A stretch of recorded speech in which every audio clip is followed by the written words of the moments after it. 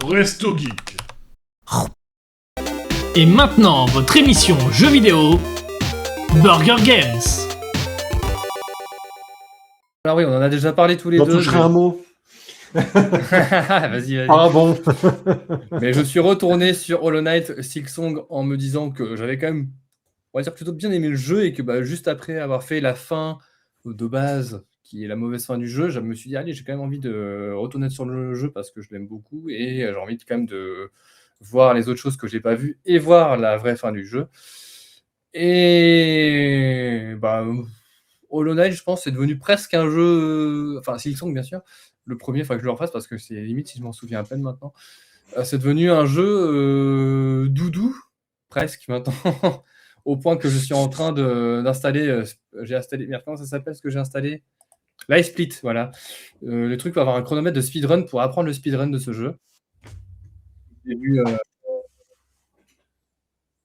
Une grosse quarantaine d'heures de jeu remis dans le jeu pour en découvrir un petit peu tous les recoins. Et c'est vrai que c'est un jeu excellentissime quand même, hein. J'ai pris une grosse claque dans la gueule. Là, vous entendez au trailer la musique là qu'on entend qui est Last Dive qui arrive au moment où on va affronter la dernière version de Lace au plus grand plaisir de Sonata. Oh putain, au secours. Lace que j'ai pas trouvé étant un boss si compliqué que ça même sur sa partie 2. Bref, univers incroyable. Mais moi, en fait, c'est un peu ma cam aussi, je pense, Hollow Knight, parce que au-delà du fait que ce soit un Metroidvania, il y a une philosophie d'exploration d'univers similaire à Dark Souls ou Elden Ring. Et moi, je pense que c'est les jeux d'exploration que je préfère, en fait. Univers cryptique où le jeu te laisse avancer et découvrir un monde qui est, on va dire, dans un contexte précis à tel moment. Après s'être effondré ou un truc comme ça, peu importe. Tu dois comprendre le lore, essayer d'en explorer le moindre tréfonds. J'ai trouvé ça très cool. La citadelle, c'est vraiment un endroit magnifique. Donc ouais, gros banger. Silksong quand même, ça aurait pu être le jeu de l'année 25, mais je reconnais, pas accessible, parce que trop difficile. Trop difficile et en termes d'exploration, t'as quand même besoin à un moment donné d'avoir un petit guide si tu veux pas y passer des dizaines d'heures, parce que quand t'as besoin de taper sur tous les murs pour voir s'il n'y a pas des passages secrets cachés un peu partout. Voilà, respect à ceux qui l'ont fait, qui ont fait la vraie fin du jeu sans Solus, parce que je pense qu'ils ont dû y passer entre 60 et 80 heures obligés. C'est l'horreur. En vrai, c'est l'horreur. Je suis tout de suite connaissant Hollow Knight 1, je suis tout de suite allé regarder sur internet comment on fait. Et c'est dégueulasse. En vrai, je trouve que les conditions sont encore. Déjà dans le 1, c'était un peu débilos parce qu'il fallait vraiment tomber dessus. Donc sans Solus, c'était juste un colossal coup de bol de tomber sur la vraie fin. Par contre, Silksong, c'est abusé. Mais je pense que c'est une façon de jouer de jeux vidéo dont on n'a plus l'habitude, parce qu'en fait, dans Silksong, il faut que tu.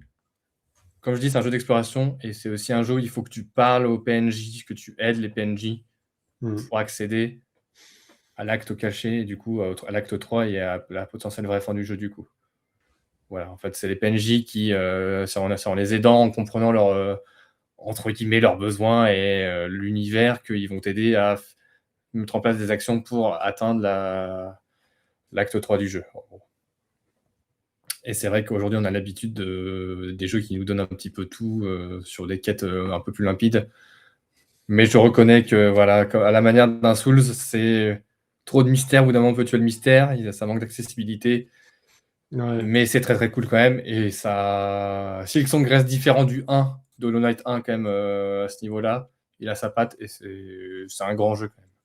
Je suis content d'avoir fait une deuxième run dessus, en ayant compris comment fallait jouer au jeu, notamment sur le fait de stocker ses perles dans des chapelets, tu vois, ne serait-ce que cette mécanique-là à la con, tu vois.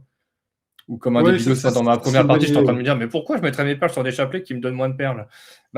C'est pour les stocker et pas les perdre quand je me fais buter, voilà. Donc je te recommande d'y retourner, Sonata. Faudrait que j'essaye. En soi, sur le gameplay, c'est un bon jeu, c'est juste cette histoire de ce vraie fin qui m'a frustré parce que c'est pas intéressant, quoi.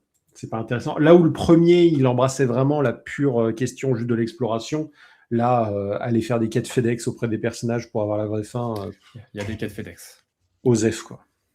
Osef. Et je trouve que le jeu est surcoté de fou. Désolé si c'est un. Le premier est franchement incroyable. Le premier est peut-être un des meilleurs jeux de l'histoire. En tout cas, si ce n'est le meilleur Metroidvania de l'histoire. Que ce soit niveau contenu, niveau histoire, niveau tout ce que vous voulez. Franchement, c'est un banger sur tous les aspects. Le 2, c'est pas un mauvais jeu. Voilà, c'est un excellent jeu. C'est un excellent jeu. Par contre, il a des défauts que j'arrive pas à pardonner. Pas accessible. Il n'est pas accessible. Ouais. Trop dur. Il est pas accessible, mais je trouve qu'il est encore plus. Il est encore plus imperméable qu'un Souls. Parce qu'un Souls. Je suis un peu d'accord avec toi parce qu'il y a la RNG des mobs. Exactement. En fait, alors, il y a la RNG des mobs et surtout, il y a autre chose. C'est que, qui pour moi est la raison pour laquelle j'ai été extrêmement déçu de Sekiro, c'est exactement la même raison. C'est que dans un Souls, vous êtes frustré, vous pexez. Vous avez toujours la manière de vous renforcer. Ça reste exigeant, mais ça adoucit la courbe de difficulté. Vous pouvez aller explorer, aller vérifier si vous n'avez pas oublié un secret. Au final, c'est comme ça que l'exploration, elle fonctionne dans un Souls.